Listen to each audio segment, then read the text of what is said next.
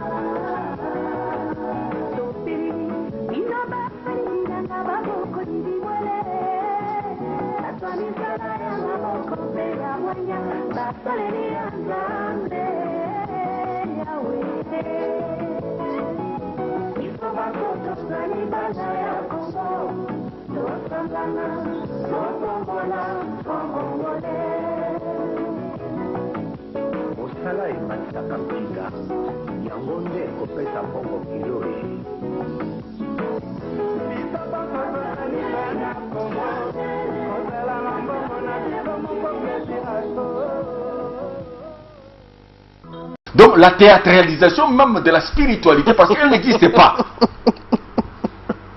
L'argent étant un élément sacré. parce que c'est le pouvoir. Donc, sa vulgarisation ne peut se faire que par le détenteur de ce pouvoir-là. Mais ici, chez nous, ce sont les comédiens et les musiciens qui sont les acteurs de la vulgarisation du pouvoir de la monnaie, ou soit de l'essence, de l'essentialité de la monnaie. Ça, c'est une façon de théâtraliser la monnaie. Non, non, ça c'est une façon de pouvoir démontrer que la spiritualité congolaise est en panne, ou soit elle n'existe pas. Et dans des cas pareils, il faut tout d'abord qu'on puisse organiser des réunions, ou soit des conférences à titre ésotérique pour inviter les personnes qui détiennent des connaissances de manière à pouvoir créer les conditions de la mise sur pied de la nouvelle monnaie qui peut permettre à ce que l'économie, le pouvoir de l'argent puisse se manifester au Congo. Sinon, avec les musiciens, avec les comédiens, l'argent ne sera qu'un élément de la comédie. C'est très intéressant ça. Prof, vous avez vous avez ajouté, prof. Oui, il est vrai que la dimension de l'argent est double. Il y a une dimension sacrée, il y a une dimension matérielle. La sacralité de la monnaie est la chose fondamentale dans le monde entier. Et vous ne verrez nulle part des gens qui fabriquent des monnaies, qui battent la monnaie sans pour autant que cette monnaie ait subi une certaine métamorphose. Je disais tout à l'heure qu'il y a deux pouvoirs, le pouvoir spirituel et le pouvoir matériel de la monnaie, selon qu'on est dans la pensée rationnelle ou dans la pensée mythique, et dans la pensée mythique ou symbolique. Mais ce qu'a dit Maître Bovic est tout à fait juste, et je pense que avant de mettre la monnaie en circulation, avant de créer même, de penser la monnaie, il est important de se référer à son propre panthéon. Parce que, il est vrai, on nous dira pourquoi les Américains sont référés au panthéon égyptien, notamment avec la pyramide, l'œil, etc. Mais c'est parce que c'est l'Afrique. C'est l'Afrique qui est le berceau de cette connaissance-là. Et ils ne pouvaient pas tirer ça ailleurs. Ils ne pouvaient pas mettre, par exemple, la Bible sur la monnaie. C'est pas possible. Ils n'avaient pas d'autres symboles. Et vous trouverez que les obélisques se trouvent un peu partout. C'est-à-dire, ces colonnes de l'Égypte pharaonique se retrouvent dans toutes les capitales européennes. Pourquoi? C'est pour marquer à la fois le caractère du pillage qu'ils ont opéré dans notre culture et en même temps le caractère d'escroquerie spirituelle. Alors, ce sont là les signes. Alors, ce qui fait que les Africains s'éloignent précisément de ce symbole, de cette spiritualité. Je vais vous dire une chose. Effectivement, Maître Bovic a eu raison de poser la question, mais le Dieu là qu'il met au milieu, c'est God là, c'est qui? Est-ce qu'on peut le préciser? Il est vrai que nous avons fait des études et nous avons observé que la Bible a dû traduire directement Jéhovah par Nzambi, ou Nzakomba, ou Mungu, ou Kalunga, etc., ou Mvidi Mukulu, ou Maweja. Mais en réalité, c'était pour accélérer la christianisation, accélérer l'évangélisation. En fait, quand on étudie bien, il n'y a pas de rapport en termes d'attributs entre Nzambi et Jéhovah. Il n'y en a pas. Jéhovah, c'est un, comment dirais-je, c'est un ensemble des mots, des termes qu'on a mis ensemble, qu'on a collés, c'est-à-dire Yod, He, Vav. Alors que Nzambi signifie noir, qui vient de Kam, Nyam, Nzam, qui signifie noir. Et Mbi, qui signifie être suprême. Donc si vous mettez les deux, ça signifie être suprême de noir. Donc il est difficile de traduire mot à mot Nzambi, Yehovah ou Adonai ou je sais pas, Shaddai, ça ne correspond pas. Alors ce sont des choses sur lesquelles nous devons revenir pour comprendre que effectivement, lorsqu'on va faire référence à cette pensée à cette pensée spirituelle, on se rendra bien compte que nous ne serons pas obligés d'utiliser les instruments spirituels que nous avons aujourd'hui, qui sont à la mode aujourd'hui. Il faut rentrer dans le très fond même de l'Africain, dans le fin fond de soi-même, et exhumer.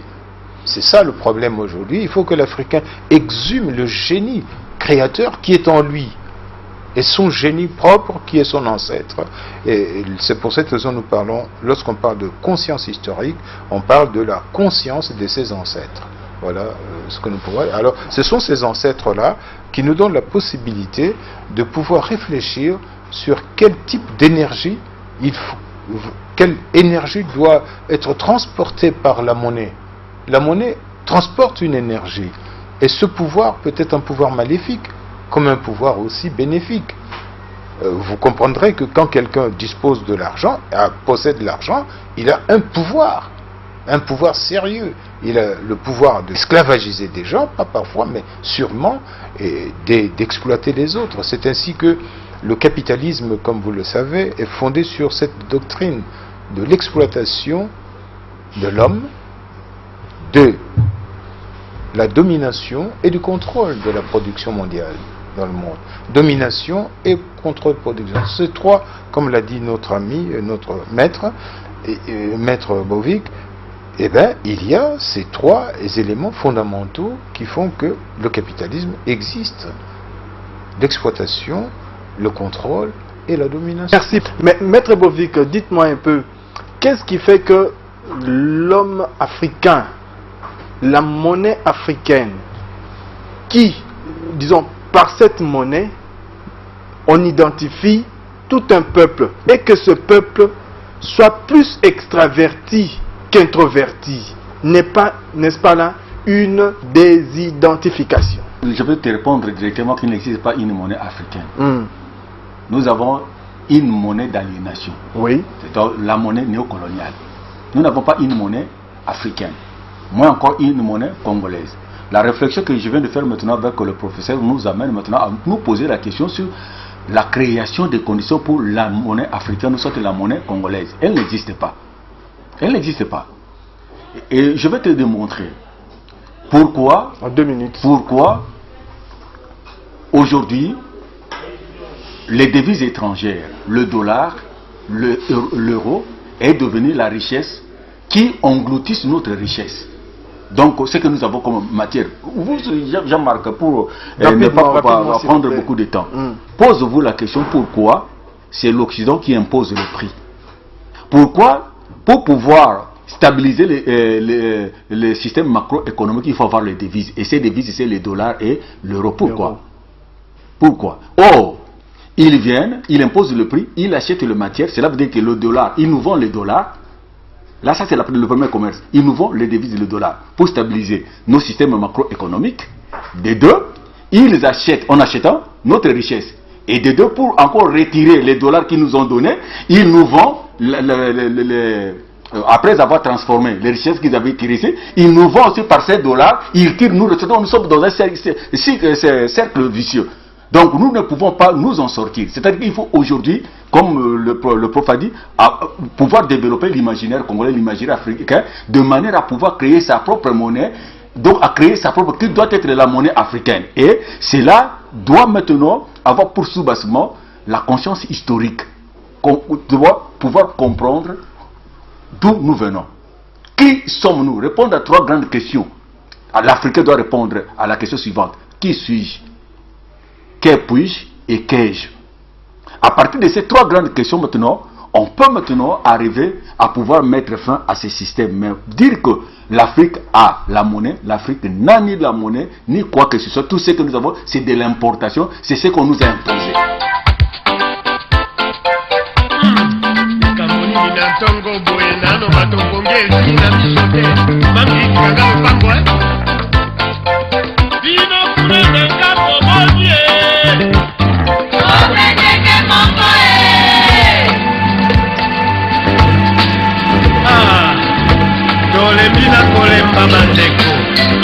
Bakoloyo Afrika na biso moko bakoka na biso moko biloko na biso moko tonyo kwa magana yango lisusu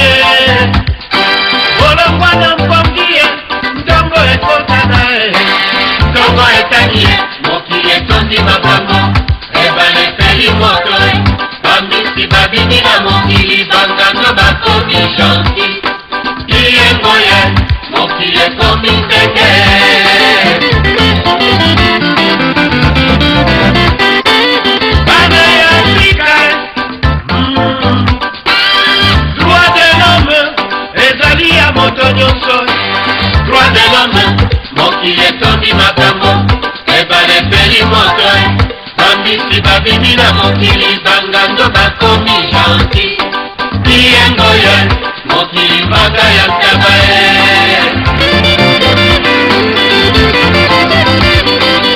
bakolo bandimi dépense bakomi kopesa mbongo, mpona demokrasi, likambo ya kokamwa bandeko, komplo basala mpona Afrika ekoti maye, mosolo eima na babanke ekoma na basanduku e, opération nord-sud enyokoli biso e, basystème économique nyonso elumbi solo, pasi ekoti te monde banafrika bakufi na nzala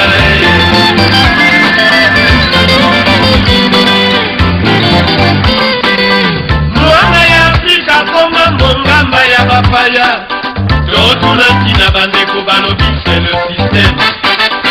Ntango wapi bomona mosomi ati ya ntalo na biloko ya moteki bakolo minota pale, peuple alela nzala banoko batindi madokie, peuple alela ngubi bakolo batindi masanga, olinga te bandeko okolinga kaka, otuna ntina olukili wae, kolo akenda e Afrika lipanda e, libanda tozuwaka engo ya bana mibandeko, yawe mokonzi obiso bana bayo e, bakeleki e Afrika e. La qualité désastreuse des politiques économiques dans lesquelles l'argent emprunté a été investi, qui n'a pas profité au peuple malien et africain, est plus un préjudice qui ne nécessitait même pas cette bonne action de la part du G8. Mais je vais surtout vous dire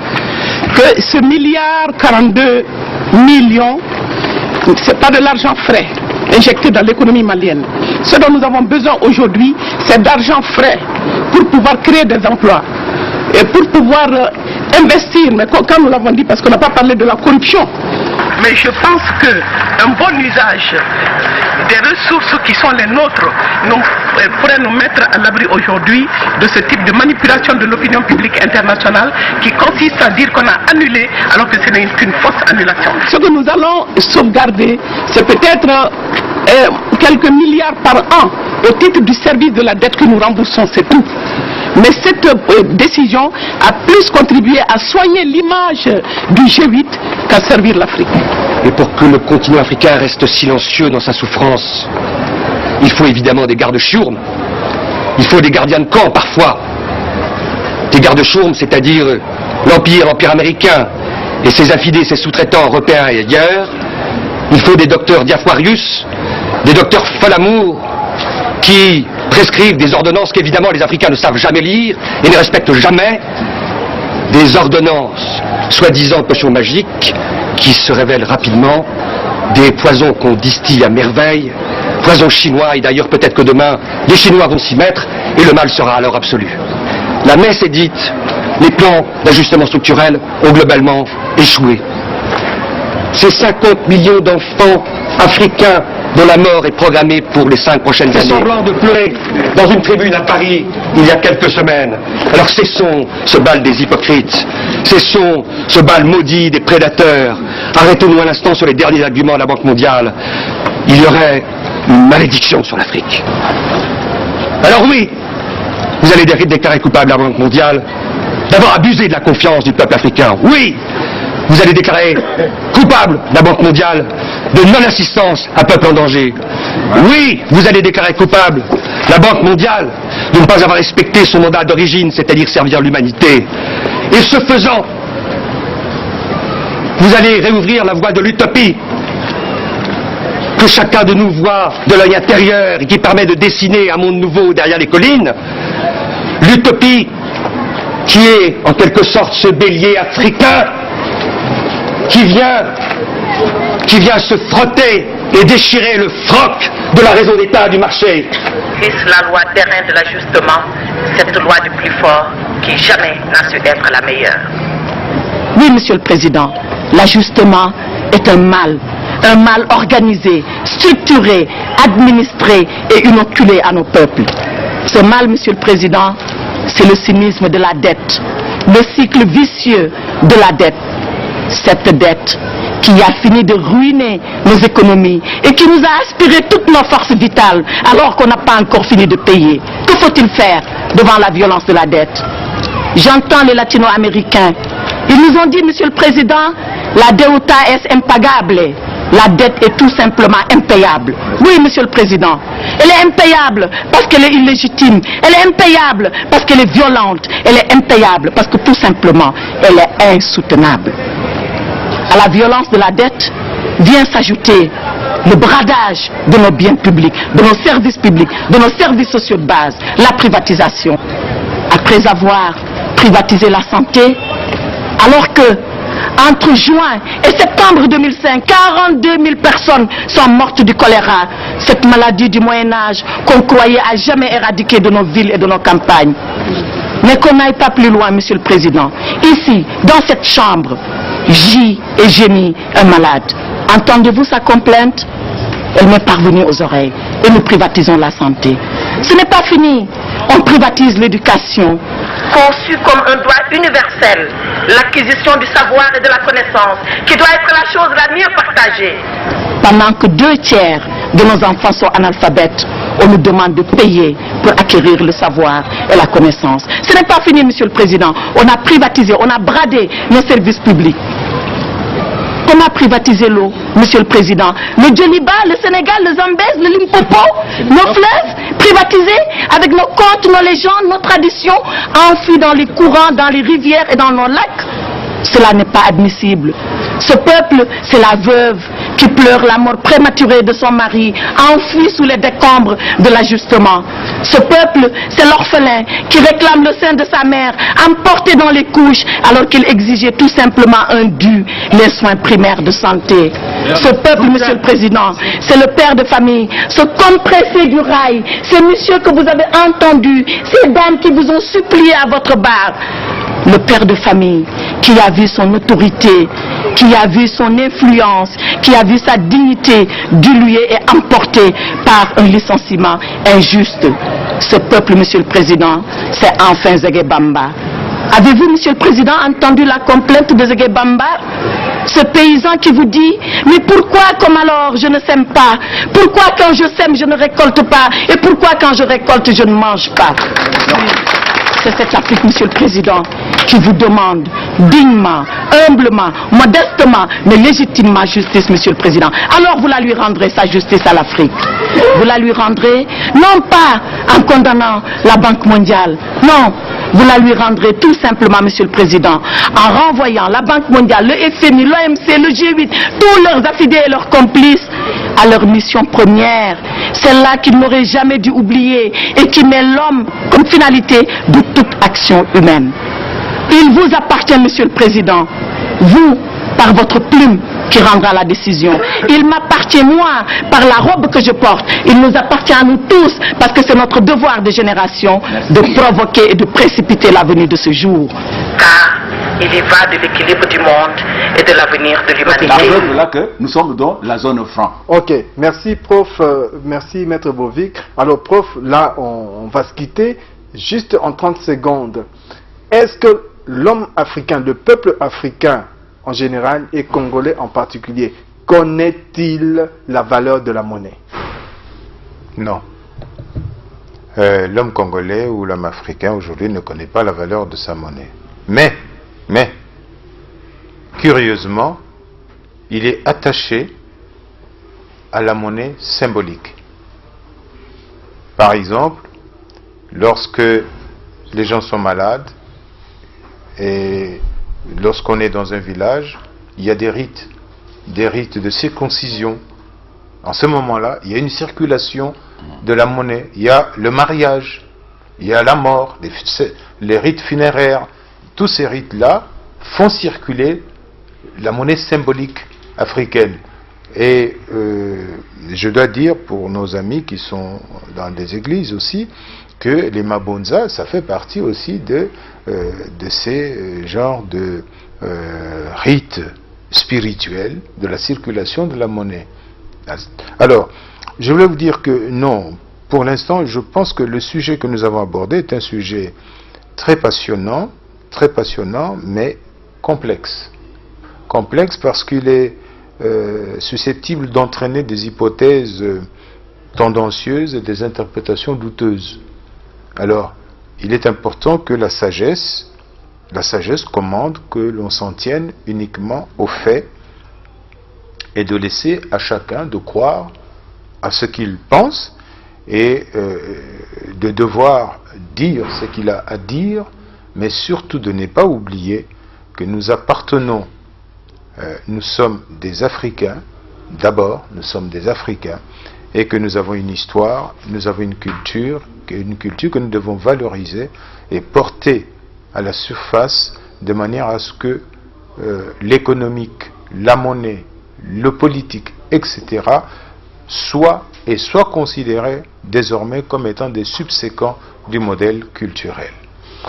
Voilà, c'est par ce mot du professeur Massonsa que je voudrais remercier mes deux invités, disons un invité principal et l'invité surprise, Maître Bovikana. Certainement que c'est vrai, il est vrai que cet échange n'aura pas étanché complètement votre soif.